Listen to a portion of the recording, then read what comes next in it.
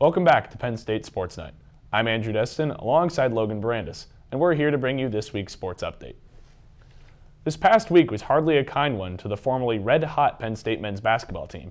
After winning 8 straight conference games, the Nittany Lions have fallen in 2 straight after a home defeat Tuesday to Illinois 62-56 and a Sunday's road loss to Indiana 68-60. Despite stellar defense holding both opponents below 70 points, Penn State struggled mightily to reach the 60-point mark. The Nittany Lions have shot a combined 6 of 33 from beyond the 3-point arc in this 2-game skid. As Myron Jones continues to sit with illness, sophomore Miles Dredd has failed to pick up the slack, converting only 3 of 16 threes. Despite these offensive shortcomings, senior Lamar Stevens led with 29 points against Indiana to move into second place all-time in career points for a Nittany Lion with 2,145.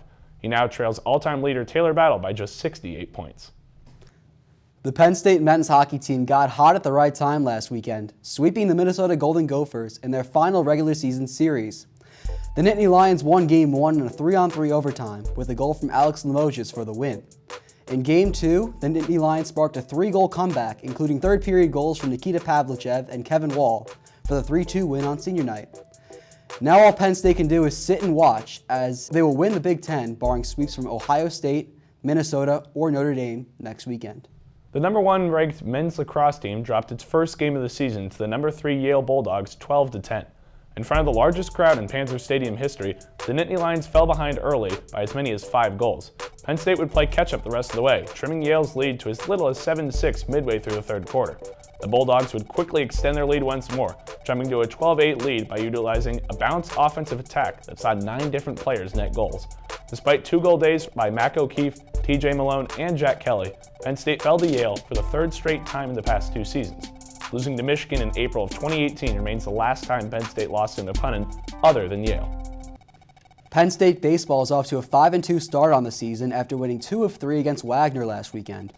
After a 1-0 loss in Game 1, the Nittany Lions rebounded with an 11-0 win, sparked by a 4-for-4 game from Johnny Piacento. The Nittany Lions also won Game 3 4-2 in 11 innings. Penn State will face Princeton at home in a 4-game series this week. Baseball officially made its return this past week as spring training games kicked off in both Florida and Arizona in the MLB.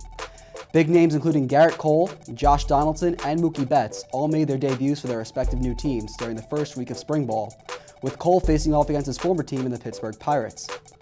Spring training will continue throughout the month and will conclude on March 25th.